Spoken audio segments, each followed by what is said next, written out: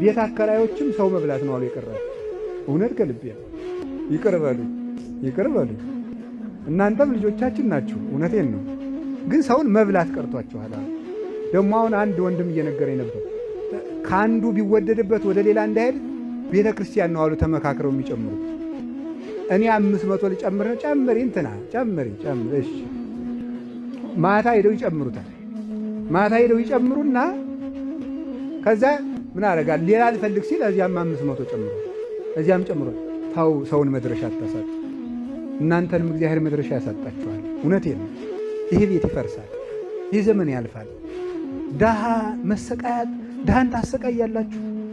ደግሞ እንዲያስብላችሁ አውግር መጣችሁ ቅዳሴ አታፍሩም ወይ?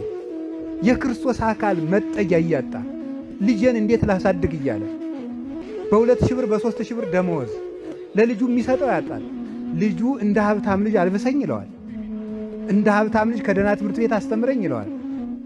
እንደ ሰው አርዶ በዓል ማሳለፍ ይፈልጋል። እንዴት ድሃ መከራ ታሳትያላችሁ? አውሬ ነን እንደኛ?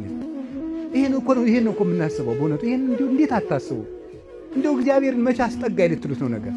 አይምሮ ማለት ይሄ ነው። እየቆረጡ ያጤሱት ነበር። ሰው ጨከነ። ስለዚህ ቢቻል በሞት ይዣችኋለሁ፣ የቤት ኪራይ ቀንሱ አከራዮች፣ ከዛሬ ጀምሮ ማለት ነው። እኔ የመንግስትን ከመንግስት ጋር ትጨርሳላችሁ። እኔ እንደ ቤተክርስቲያን ሰው ነው።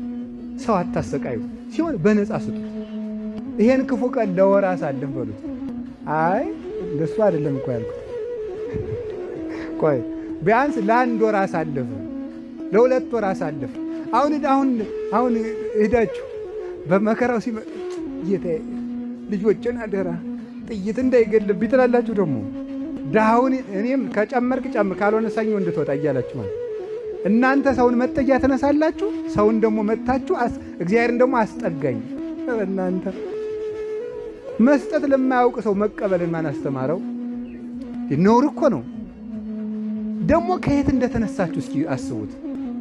ሀብታሙ ነው የተወለዳለ እንዴ? የእናንተ የሆነስ ምን አለ? ይህንን ነው ማሰብ።